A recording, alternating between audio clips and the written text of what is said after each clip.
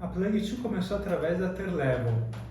A Terlevel era um plugin que conectava o Magento com o Mercado Livre, que foi criado para gerar um pinga-pinga para a empresa. A empresa não tinha muito um objetivo quando ela foi criada, ela não tinha ainda a ideia de ser a Plug2 e um produto formatado como é hoje. A ideia era simples, era conectar o Magento com o Mercado Livre. E nesse meio tempo surgiu vários marketplaces. E aí fazer essa conexão começou a ficar muito difícil através de um plugin. E aí surgiu a ideia de não ser mais um plugin, ser realmente uma plataforma já conectada com vários marketplaces e com várias outras plataformas de e-commerce do outro lado, e RPs. Então não só mais o Magento também. Como que foi esses primeiros insights, assim, tipo, como que você enxergou essa necessidade? Trabalhando no Mercado Livre, eu percebi uma grande dor de lojistas que queriam escalar as vendas dentro do Mercado Livre e não conseguiam, porque tudo era muito manual. E aí a ideia era utilizar as APIs que o Mercado Livre estava começando a disponibilizar para criar integrações já com o sistema da loja ou com a loja virtual, para que essas vendas pudessem ser escaladas. Então foi através dessa dor identificada, vontade de realmente resolver esse problema, que a Plug2 foi criada. Por que um hub e não um ERP? Quando a Plug2 começou, não existia hub, não existia o conceito de hub. Não existia, até hoje, na verdade, quando a gente fala em hub, a gente pode falar que muita coisa é um hub.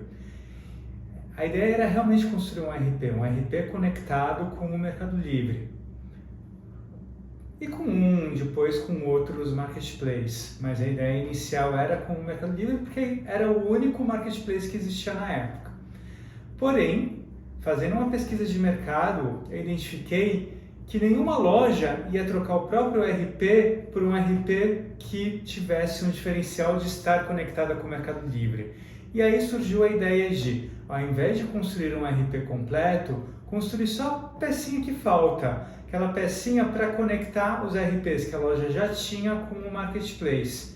E por isso que surgiu a ideia da Plug, que era uma ideia muito mais simples do que a Plug também é hoje. A gente foi evoluindo muito, identificando várias dores no meio desse caminho, entendendo que a Plug precisava ser muito mais um conector que simplesmente copiava um campo que tinha no RP e transformava esse campo no Mercado Livre, porque são coisas diferentes, exigem tratamento de dados e estruturas diferenciadas. Então, uma das primeiras dores que foi identificada ao se fazer isso foi que isso não funcionaria. A gente precisaria realmente de um meio para que o usuário, o lojista, o vendedor pudesse transformar os dados de um lugar antes de passar para o outro. Então é uma evolução constante. O próprio termo hub, eu acredito que venha sofrendo várias atualizações, e a Plug2, com certeza, se a gente for comparar ela com outros hubs, a gente vai encontrar muitas diferenças, porque a gente aqui não para de identificar quais são as dores que ainda existem e pensando em formas de resolver essas dores. Quando a gente pensa em resolver uma dor, e essa dor é uma dor real, é uma dor que existe, é uma dor que afeta um grande mercado, a gente realmente tem um produto com do que a gente chama de market fit muito bom, porque realmente a gente está lá e está resolvendo alguma coisa, a gente está realmente resolvendo um problema e não simplesmente transformando um mercado e mudando como as pessoas ou como as empresas trabalham em algo que elas já usam. Então a gente não precisa convencer ninguém que aquilo lá é bom. O próprio produto já mostra o seu valor de cara. E foi isso a ideia de transformar, resolver esse problema de integração, de sincronização de dados, de melhoria e enriquecimento de cadastro e automação, enfim, de todo o processo de venda, que fez a Plug2 continuar se desenvolvendo. Então, é algo que não para, a gente ainda encontra muitos pontos que podem ser melhorados e a gente continua perseguindo eles e melhoras contínuas para que a vida do vendedor seja sempre a mais automática, simples e otimizada possível e que ele consiga realmente escalar as vendas sem que isso gere mais trabalho, mais custos, mais pessoas, enfim, que realmente a tecnologia trabalhe para ele e não ele para a tecnologia. Quais foram as primeiras adversidades que você encontrou na criação do projeto? Bom, acho que nada foi fácil. Quando a gente fala em qualquer empresa, a gente normalmente olha a empresa quando ela já está num estágio que as coisas estão muito resolvidas. Então, tem várias coisas ligadas à tecnologia, ligadas à parte financeira, comercial, como colocar tudo de pé. Então, uma empresa começou comigo, eu vendia, eu desenvolvia, eu entregava, eu atendia o cliente. E, enfim, colocar o primeiro funcionário para dentro foi uma decisão muito difícil, assim como abrir o escritório. Depois, continuar crescendo. Será que a conta vai fechar? Será que vai dar? E no lançamento da Plug, quando a Plug cria realmente essa plataforma que unifica tudo, é uma arquitetura muito escalável, uma arquitetura muito moderna. Isso também trouxe vários desafios tecnológicos de manter isso no ar. Então, os primeiros meses de Plug foram meses assim horríveis, onde nada parava no ar, a API não funcionava, as coisas não sincronizavam como deviam. E o grande desafio é que a gente fez isso com alguns grandes sellers do Mercado Livre. Então, na época, a gente tinha feito uma parceria muito legal com o Mercado Livre para trazer alguns grandes sellers que eles não estavam conseguindo integrar sozinho. E então, a gente já teve um teste de impacto logo no início. Então, foi bem desafiador. Mas hoje a gente vê que aquela decisão de ter escolhido uma arquitetura extremamente escalável lá atrás, que era muito mais complicada, muito mais difícil de fazer ela funcionar, hoje ela se mostra como um dos maiores diferenciais e força que a gente tem, porque isso tornou com que a escala da Plug fosse infinita, com que independente da quantidade de sellers, de vendedores, de produtos, de pedidos, a infraestrutura da Plug conseguisse aguentar e que o desenvolvimento da Plug também se desse de uma forma horizontal. Então a gente consegue ter vários desenvolvedores trabalhando em pontos diferentes do sistema sem que um afete o outro, com pontos muito bem estruturados e que são praticamente caixas pretas que não dão problema e que ninguém tem acesso e que aquilo lá roda em produção perfeitamente, independente de uma nova funcionalidade ou uma nova integração. Essa arquitetura foi pensada por você mesmo? Essa arquitetura, ela foi pensada por mim. Muitas ideias surgiram da própria arquitetura que o Mercado Livre tinha. Então, antes da criação da Plug, lá dentro eu vi a transformação do Mercado Livre, deixando de ter uma plataforma de um sistema único, com várias APIs diferentes. Essas APIs eram as mesmas internamente usadas pelo time do Mercado Livre e a mesma que era fornecida para os times de fora, como depois eu me tornei criando integrações lá com o Mercado Livre. E foi baseado bastante nisso e como que isso funcionava com bancos mais modernos, não relacionais, que pudessem ser atualizados facilmente, que novas necessidades fossem realmente implementadas, que foi aos poucos acontecendo.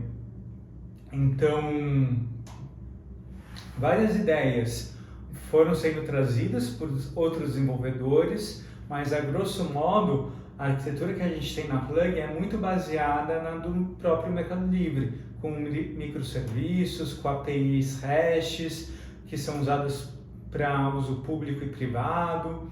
Enfim, uma arquitetura realmente de ponta para que isso realmente seja escalável.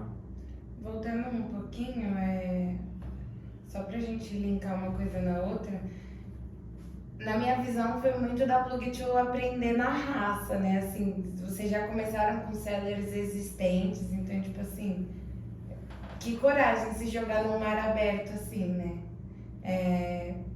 O que você tirou dessa experiência toda, assim, que alavancou mais ainda a Plug2? Assim, a gente, acho que aprender a executar e testar e errar e aprender, entender onde a gente errou e refazer e testar de novo e fazer de novo e não ter medo, né? E ao mesmo tempo entendendo a responsabilidade que a gente tinha em cada um desses momentos.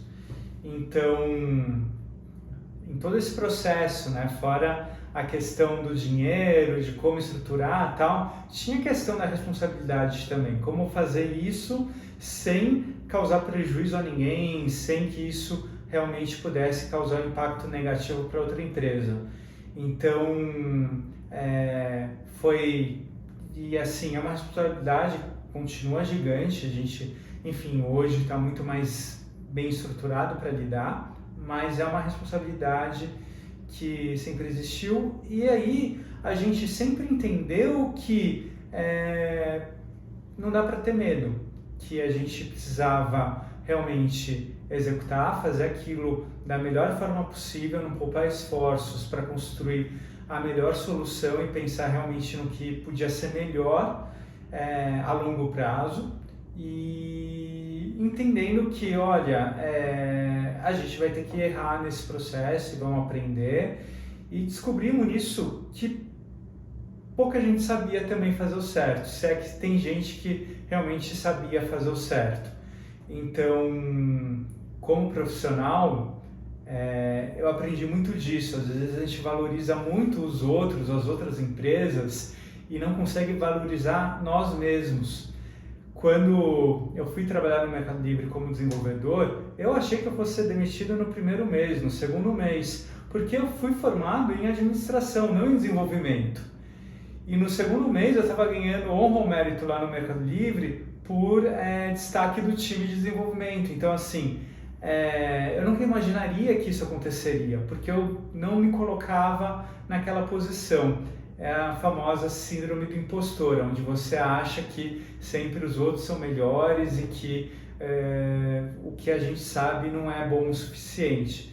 Então, isso para mim ficou claro naquele momento, e a partir daí isso me trouxe confiança para falar, bom, se eu aprendi aquilo lá atrás, não tem por que agora ser diferente. E realmente não foi, a gente continua aí sendo melhor no que a gente faz, aprendendo cada vez mais, inovando cada vez mais e seguindo aí à frente, porque a gente quer continuar resolvendo as dores que os nossos clientes têm, entendendo como que a gente pode somar nisso, como que a gente pode oferecer mais recursos, mais funcionalidades para que realmente tudo funcione de uma forma mais otimizada, escalável e otimizada possível, que realmente a gente não tenha retrabalho e que as coisas sejam automáticas. Como foi os primeiros meses da Plug2 mesmo, tipo, já com a plataforma funcionando? Bom, acho que a Plug2 teve vários momentos, né? Teve um momento que eu trabalhei sozinho, teve um momento que eu trabalhei depois como funcionário, um momento depois que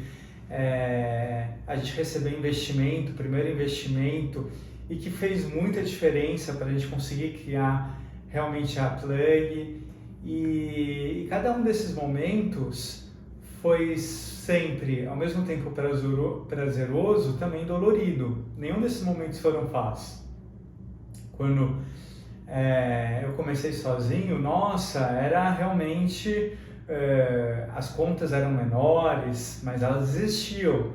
Depois, com mais uma pessoa, as contas se tornaram maiores, por outro lado o trabalho um pouco menor, mas ainda existia uma conta maior para ser paga. E isso segue até hoje. Na realidade, eu costumo brincar que os desafios continuam sempre os mesmos, o que muda é o tamanho deles, eles sempre se tornam maior e as dúvidas e medos e tudo mais continuam lá existindo, só que a gente tem que ser mais forte que eles. Qual foi, assim, o maior marco da Plug2, que mais te marcou, que você fala, isso aqui aconteceu e a Plug2 é o que é hoje por causa disso? O grande marco que a gente teve foi ter recebido lá o investimento do Mercado Livre e da Wayra, que é uma aceleradora da Telefônica. Foi um investimento que, na época, a gente olhava e, nossa, isso vai ser realmente muito importante, e foi. E ao mesmo tempo a gente, pô, será que a gente precisa? E realmente a gente precisava para conseguir ter um mínimo de um time sem ter que se preocupar tanto com a venda para conseguir entregar o produto, porque até então a gente tinha que vender e entregar ao mesmo tempo com dinheiro próprio.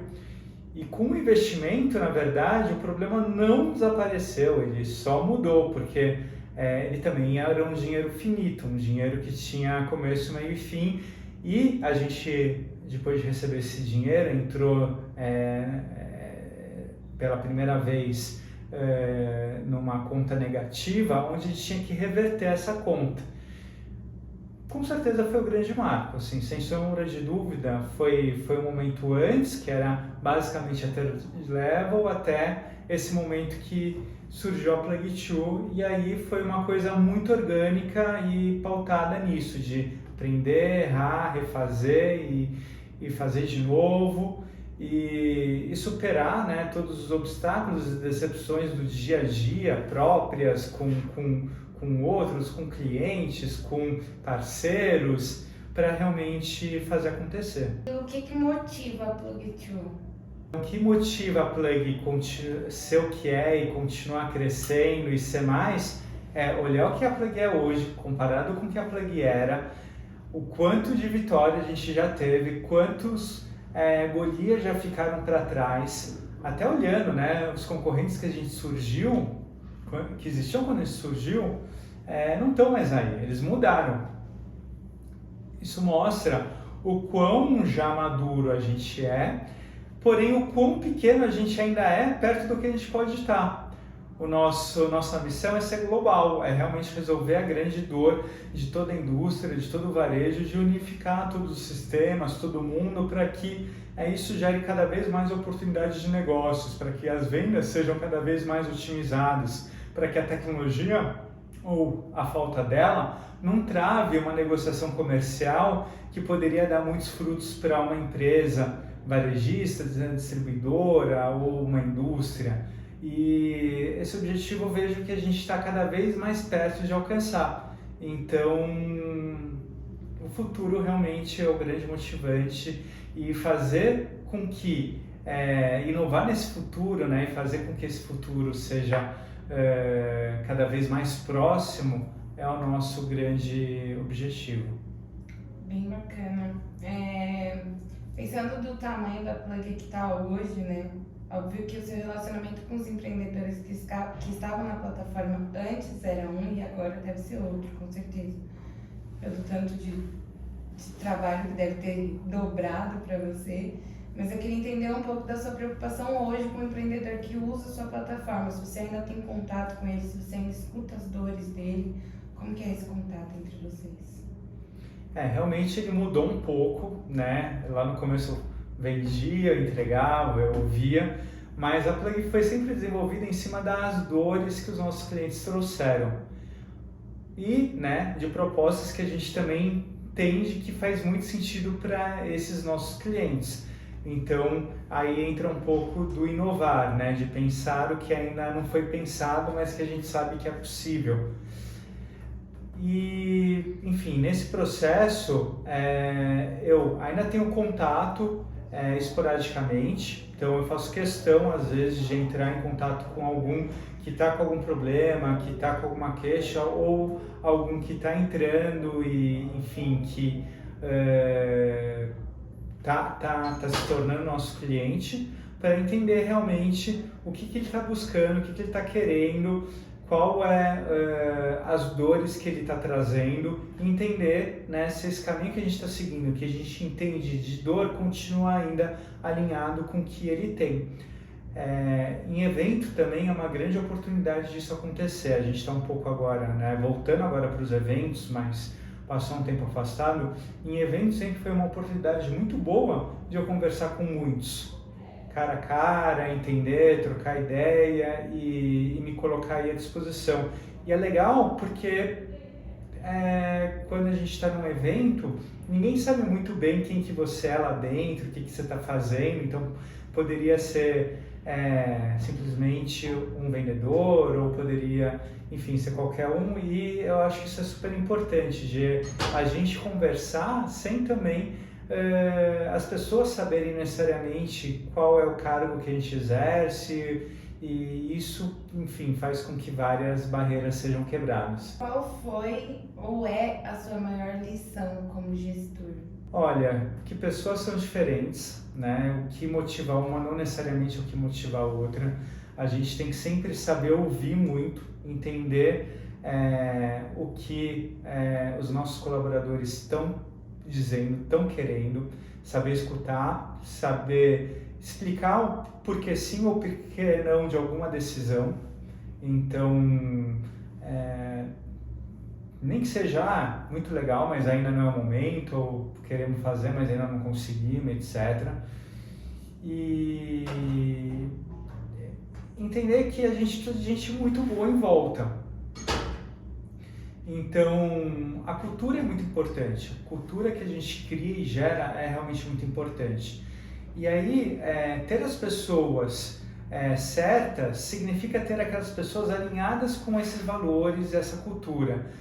Que no nosso caso são pessoas empreendedoras, proativas, que gostam de, assim como a Plug, achar respostas, solucionar problemas, sair sempre da zona de conforto e entender que as pessoas que não fazem parte, que não têm esses mesmos valores, por mais qualificadas que às vezes elas sejam em uma determinada função, elas podem estragar o resto do time se continuarem nesse time.